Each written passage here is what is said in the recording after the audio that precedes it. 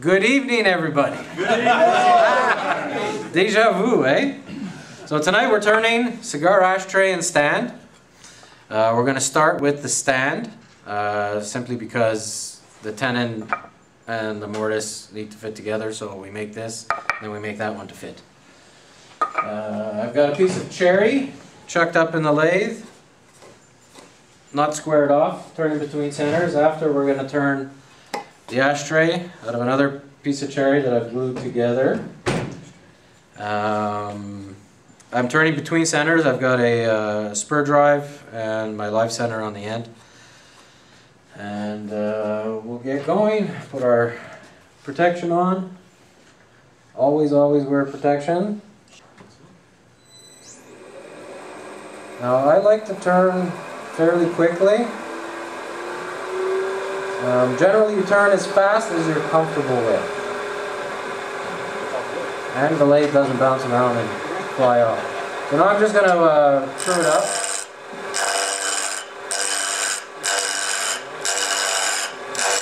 And get it nice and round.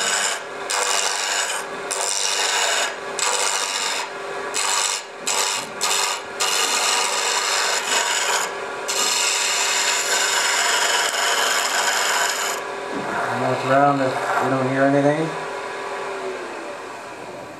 Now what we want to do, I mean, pretty much the sky's the limit when it comes to design. You could turn a straight cylinder and put a single divot in the top to hold one cigar. This particular one has place for 2 cigars. Typical design I do, I put a couple beads in the middle. You can burn some lines in, so let's start with the top and see what the wood tells us it wants to be. Before I was using my 1/2" spindle gouge, now I think this one's a 3/8. A little better for detail.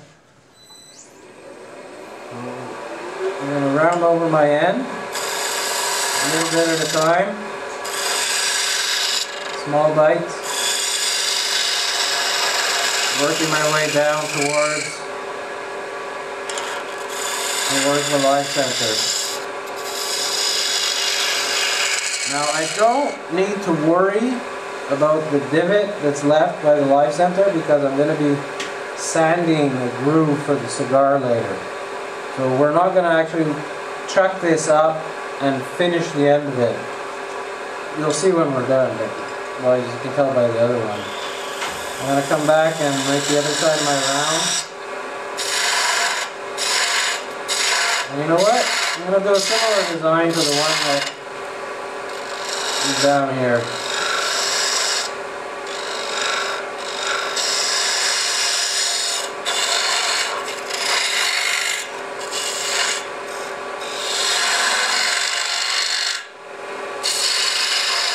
I'm going to trim it a little flat. And then I'm going to make some beads. So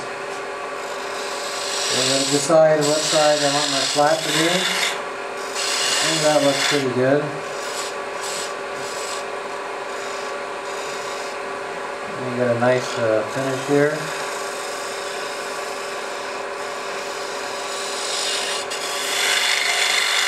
And you don't have to be perfect with the flat, because we are going to make some beads.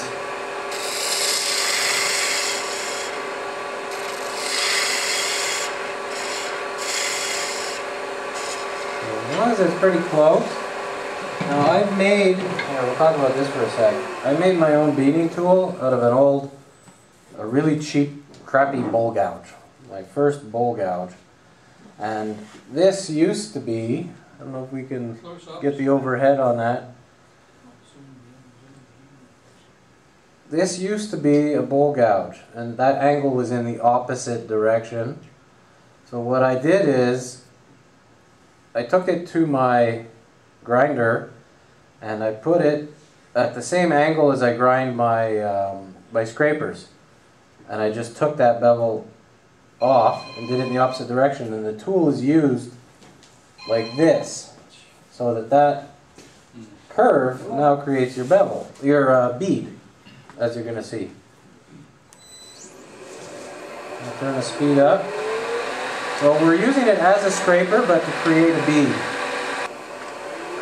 So you present it, the 2 points, and then you just rock it back and forth, pushing it into the wood. Slowly, a little bit at a time, until you see that curve form on the top. Once your curve is there, your bead's done. I'm going to put a second one. I may even put a third one. Who knows? Again, rock it back and forth. And you know what? This one's calling for 3 beads, so we're going to do a third bead. Rock it back and forth. And by the way, cherry turns like absolute butter. Fantastic. I'll go back to my 3/8, I think. Could be a quarter. No, that's 3/8. And now the joint where I just made my beads, I'm going to refine it. So I'm going to come in with my bevel top chain and then slowly present my cutting angle, my cutting edge, come down into the bottom.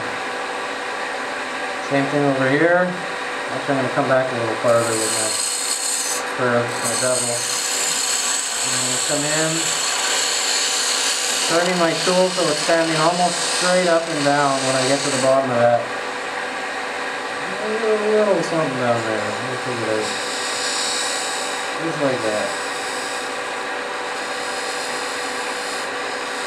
Because we all love sanding, right?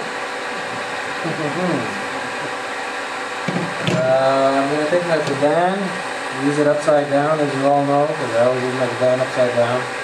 I'm just going to clean up the foot a little bit.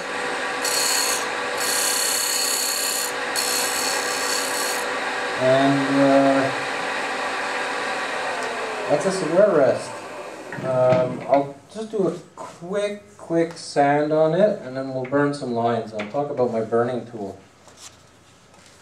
Move this out of the way. Turn the speed down a little bit to sand.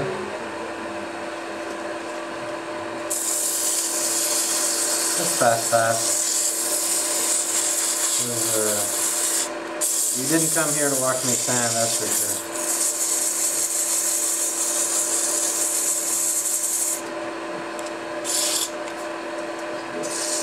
Cracks a bit. Now, I made a burning tool. I'm sure you all used them or seen them. It's just a piano wire or guitar wire.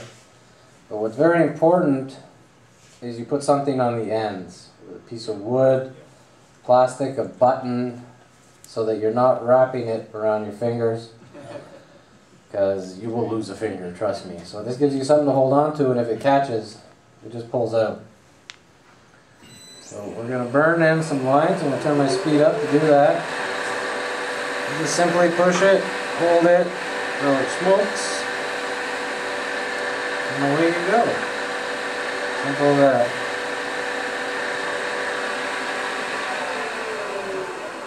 So that's done. We have our cigar stand. When I get home, I'm going to, against the edge of my belt sander, the smaller end, I'm going to push it in and create a divot in the top to receive a cigar, and then I'll just clean the bottom up, and I'll probably center it again, sand it a bit better when I get home. But that's our cigar rest. Now we have to make a seat. Actually fits pretty perfectly in the Morris I made. A seat for it when we turn the base. Now, this was 2 pieces of cherry I glued together. I drew a circle. It's about 12 inches. I just roughly cut it. Found my center, and I put a mortise in because I'm going to chuck it. This is actually going to be the top of the ashtray. I will chuck it, turn the bottom, put a recess in the bottom, turn it back around, and then turn the front of the ashtray. I'm just going to jam it up against the jaws. Now I've closed my jaws completely so there's no slop. I have a center point from my Forstner bit, and I'll use that to center. All I'm going to do here, like these, all I'm going to do here is enlarge my recess so that it'll fit on the dovetail jaws. And to do that, I'm going to use my Badan. Spin, turn it on. That's a tight fit. I'm just going to come in.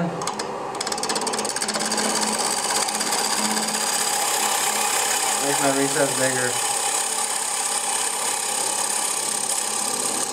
It's going to be hard to get a dovetail on that.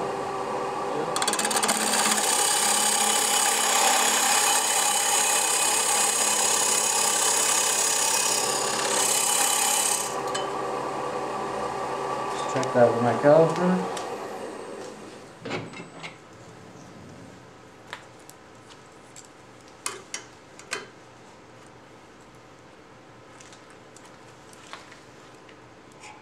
We should be good.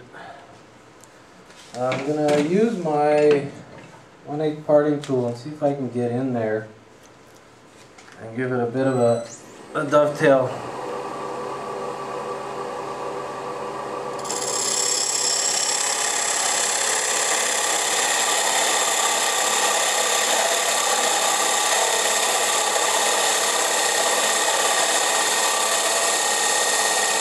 There we go. So now we will mount it in the truck. Take that away, this away, and we're good to go. I'm going to expand the jaws, make sure I'm flat against the face of the jaws. Now it's also very important to not make your recess too deep, because you want your jaw faces to max out on the bottom of your recess before you hit the edge of the chuck body here, because otherwise you're not holding properly and you don't know if your face is going to be true to the inside. Now, as I've always said, there's 2 holes on your chuck. Use both of them. They're offset by half a turn, so when you think you're tight on one, the other one always goes a little bit more. Is this going to be big enough, this rest? Yes, it is. I'm not going to need this anymore. So I'm going to start by flattening out the face. Make it round, and then I'll concentrate on my recess for the chuck, and then we'll shape the back of the piece.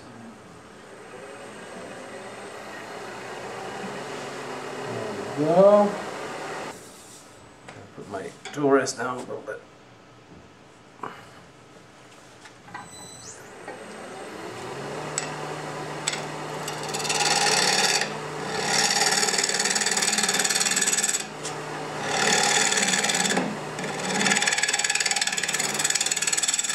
I'm not putting too much pressure on it because it's not perfectly round yet, or flat I should say. So I'm just letting the wood touch the end of the tool, and the wood is cutting. I'm holding it at a bit of a shear angle, and that helps. I'm adjusting the angle of my tool so that it feels nice, feels like it's cutting well. And as you can see, we're getting close to the round.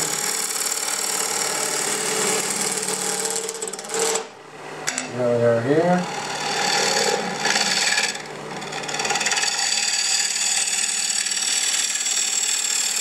Now I get to the tip slide. Okay, we're pretty flat. I've got a bit of a dome in the center, so I'm just going to clear it out.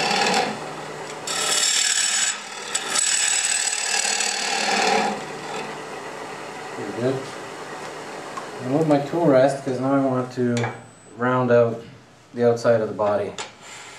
So I come around a little bit like this. Sure we're not hitting. Put it on the lathe. Now, I'm not going to come in with my tool and start rounding it this way, because I'm going to tear out a lot of wood. You want to go with the grain of the wood. You want to sort of flow into it. So I'm going to come from the side, and I'm going to come in and I'm going to turn my tool like this, because our grain is running in this direction, well, every way, but it's not running out. So as I go into it, I'm digging into the side of the grain, and I'm not taking a chunk out of the end of the grain where I risk tearing it out. So I'll come in, right where my shadow starts to disappear, and I'm going to come in and I'm going to turn away. So I'm scooping out from the side of the grain, from the, the side of the grain.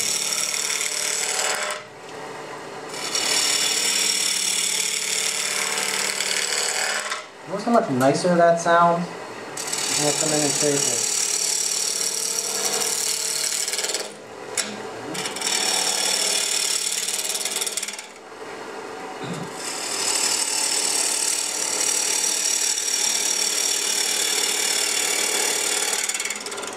I think we're pretty round there.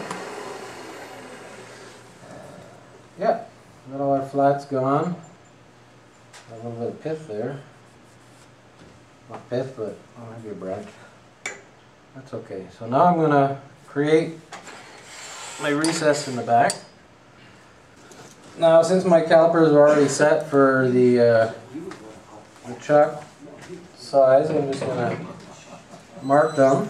For anybody who's never used their calipers, you use the inside ones, touch one side, make a mark, but don't touch the other side.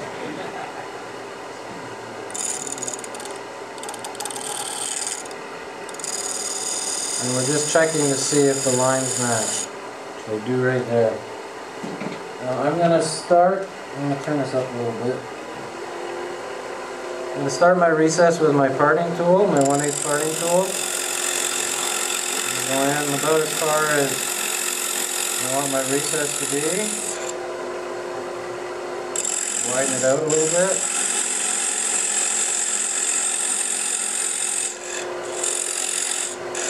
And I like my bidan, so I'm going to come in with my bidan right here.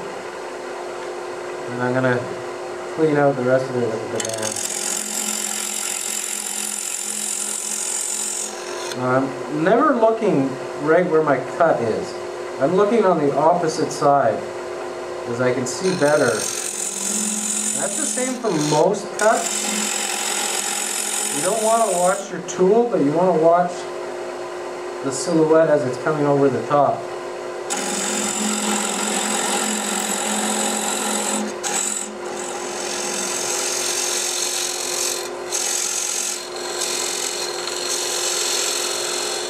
Now I'm going to put a bit of a dovetail on this because we have a set of dovetail jaws. And I'm sending my head out of the light so you can see what I'm doing.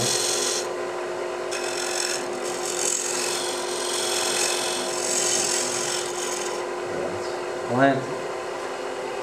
Okay, so we are now going to shape the back of the ashtray. So we have our chuck hold, and we can do whatever shape we want. I'm going to do like an OG shape there, where I come in and then back out and then round my tip.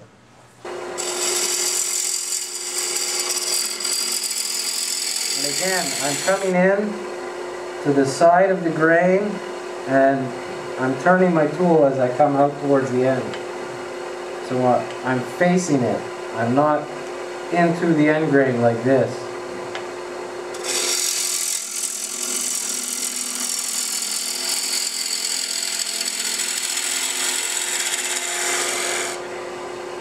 The now I have to decide how big I want my base where it's going to sit. And I think it's going to be about here. I'm going to come in, start making my shape.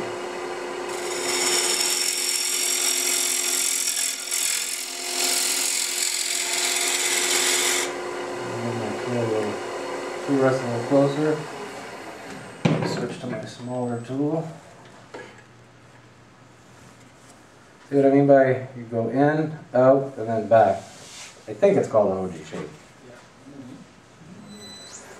With a smaller one. Now I'm going to do more of a shear cut because I want to try and clean it up a little bit. So I'm going to hold my tool handle down and I'm going to come in.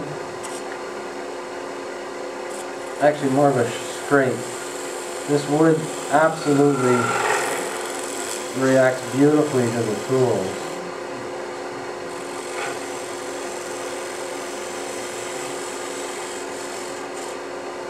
I need to do a little bit of a cut here.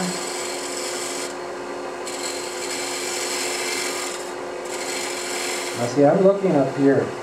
I'm not looking at my tool. Once my tool touches the wood, my eyes move up top.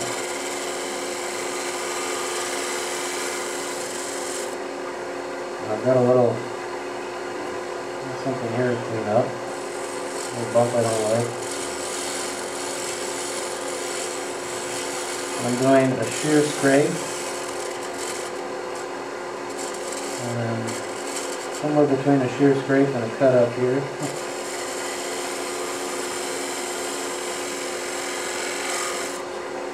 And now I think I'm going to turn to the bowl scraper to do the final cleanup on the end.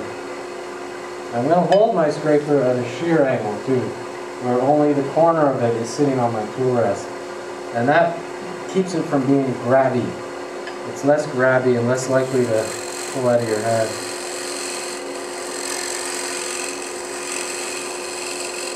There's a little bump right there I'm going to get rid of.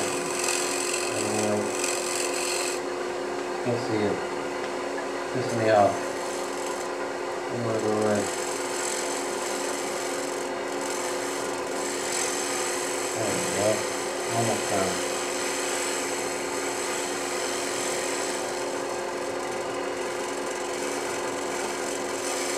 Okay.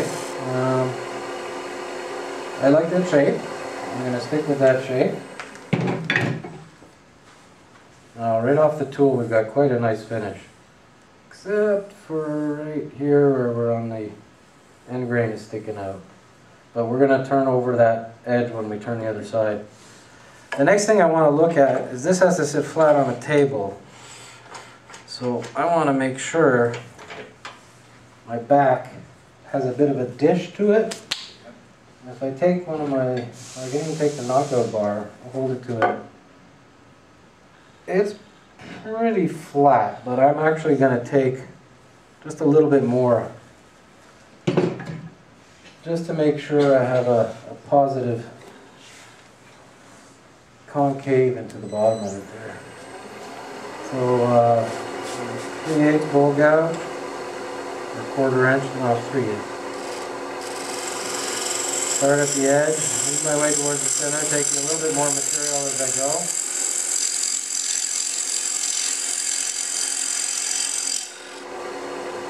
That should be just about right. Take the bar again, check, and I can see through it, so we're good. So it's going to be sitting on the edge, the outside edge, which is what you want. Normally I would sand it at this point, throw some beads in the back. Again, we're not here to watch me sand. So, move this away from my face. Take that off. Now I'm going to reverse it. We should have no issues with it fitting because we made it the same size. We have nice, we're nice and true. Now we get to design the interior. First thing we're going to do is create our outside edge. Make sure we're not touching. Mask down. I take my large bowl gouge. I'm just going to chew up the face a little bit. A little faster. I'm running through her. Again, I'm going to do a full cut. I'm going to let the wood cut itself on my tool. I'm not pushing too hard into it.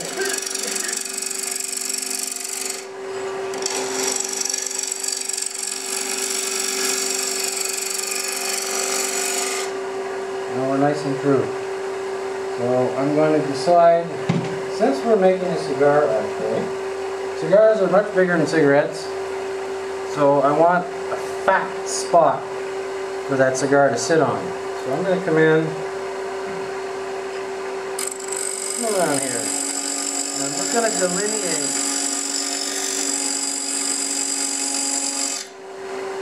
where I want my ridge to start and then go down. Take my 3/8 bowl gouge and I'm going to start scooping material out.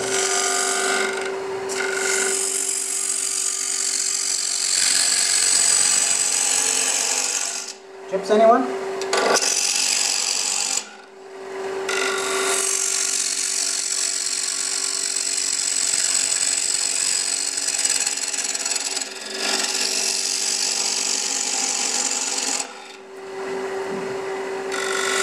You know what? You're going faster.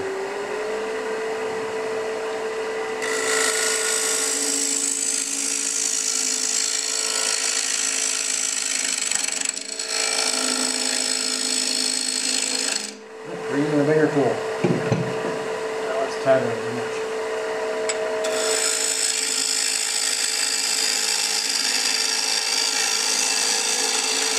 And now that I've taken away, I've gone down to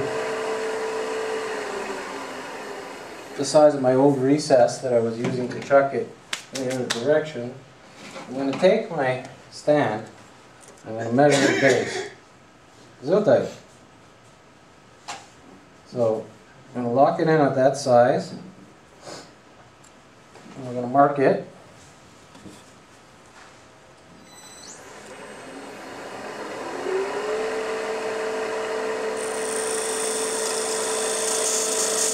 Right there. And then with my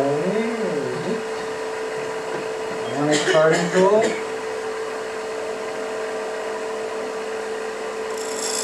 and create a recess. And I'm just going to make it a shade wider than my mark.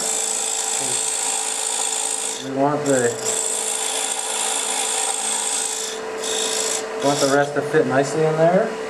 I'll come back with my badan, finish cleaning it up.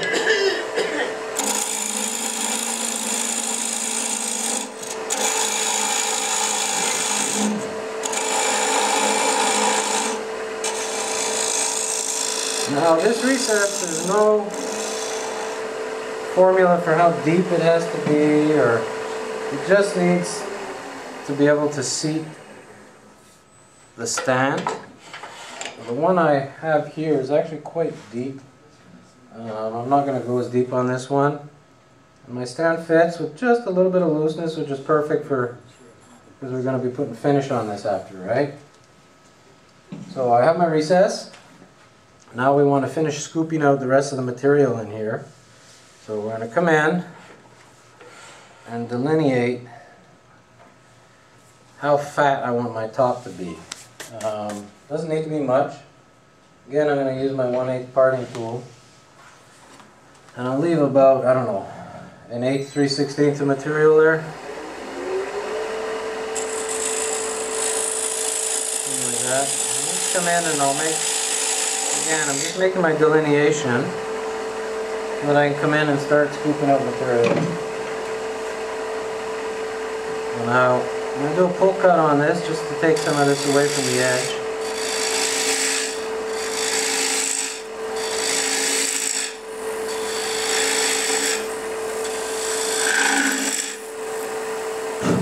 Well, that doesn't work when you have a mask on, eh? Yeah, I hear all the comments in your heads. Okay, so I've got some thickness to go down. So I'm going to come in.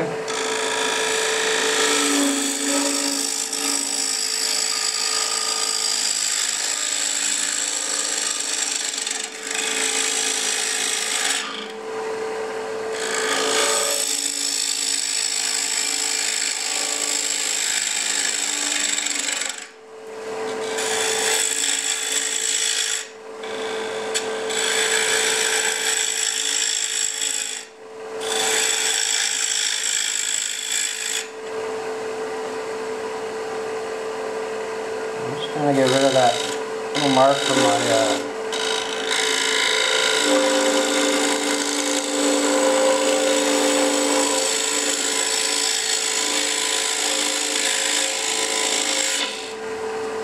I'm just going to check our progress.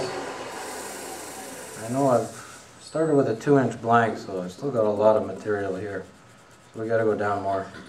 But my edge here, I'm getting close to, well, close, I say close. I didn't bring my calipers, but that's okay, we don't need them. This is all à peu près. So down here I've got a lot of material to remove still. You want them? We have No, it doesn't need to be equal thickness all the way because we start off fat and then we thin out. So I generally don't use calipers. I use these calipers. want some? Oh.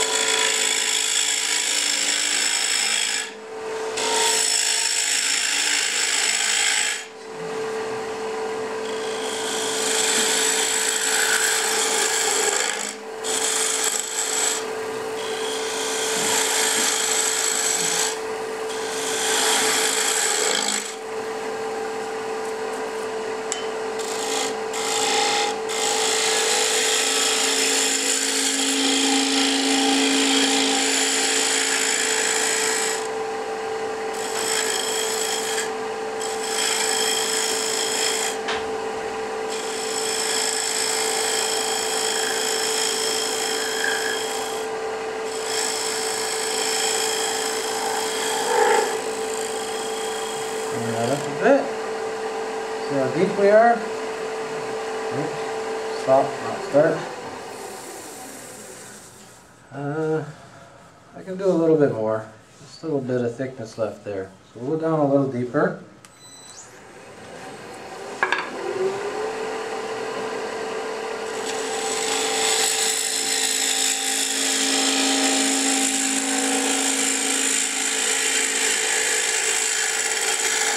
You can hear that the bowl is starting to get a bit thinner because you can hear the vibration. I say a bowl because essentially it is a bowl.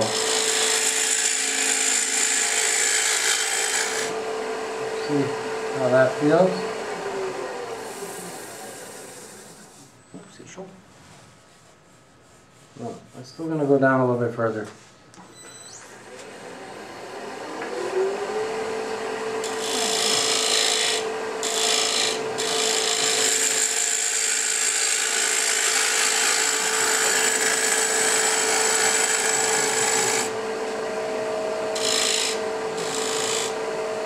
And I'm presenting my bevel before my cutting edge. That's how I have control. And I'm turning my tool over because my wood's in the opposite direction there. So I could stop it and use the scraper, which I actually might do. See how we are. Okay, I'm happy with that. That's a nice thickness. I might just, right on the very edge here, I might remove a little bit of material. Actually, you know what? I'm going to use the scraper. Use the scraper to do that. Try and get this in a little closer so I don't have as much overhang.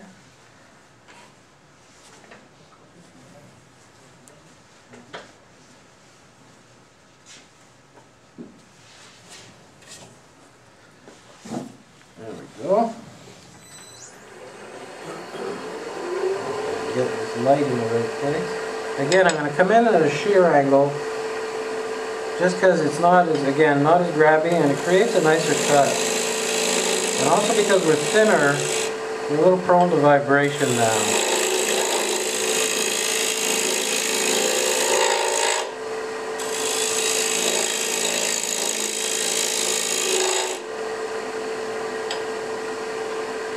See, I'm looking at my cut. I should be looking at the other side. So I'll start my cut and then look at the other side. It gives you a very good idea of what you're doing. I like that. Almost done. That's nice. I'm just going to use the scraper to take out some of the tool marks. Bring this back over here so I can get into here. So there's a few tool marks there, and there's a few tool marks on the bottom. Let's see if we're not touching. Nope.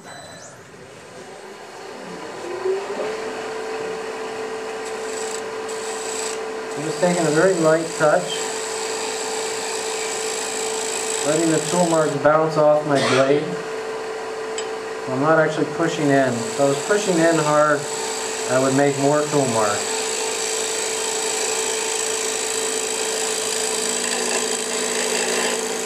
You hear the vibration as we get out towards the end.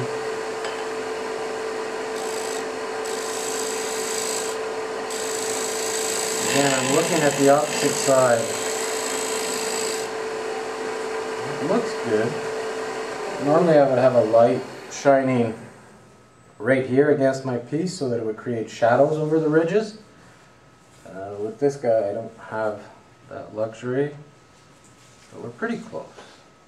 There's a few ridges right here and there's a few right in here. We're almost done.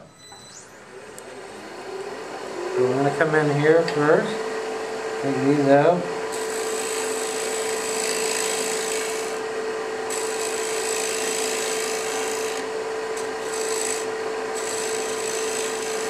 Again, a light touch, especially with cherry. Cherry's very forgiving. I'm going to come in this direction, over here.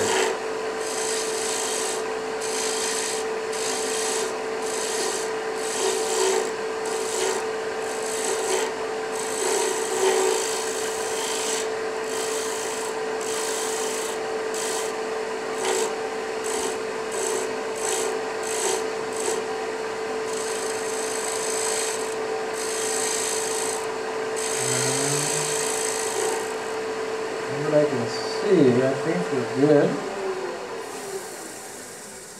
Come back with the finger. That's pretty good. That's sandable at this point. And we're done. Let me take it off. Now what I would do at this point again would be the sanding, right? I would power sand with my drill and a 2-inch sanding disc.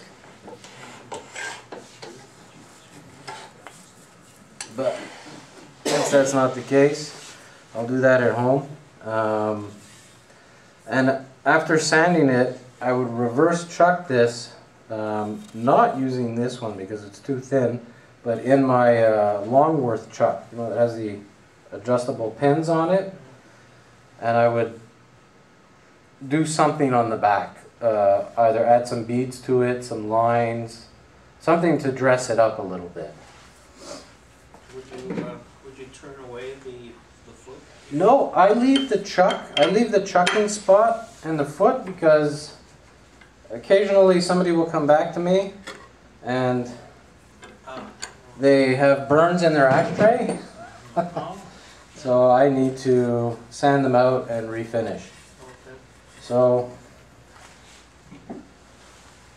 the next thing to do obviously on here, after you've sanded everything, before you finish, is put 4 or 6 under the camera. Under the camera, here we go. Put 4 or 6 spots for cigars to rest on. Again, I do that on the outside edge of my belt sander. You could do it on a spindle sander. You could use a rasp to create your grooves. And we have one cigar ashtray with stand. Thank you, everybody.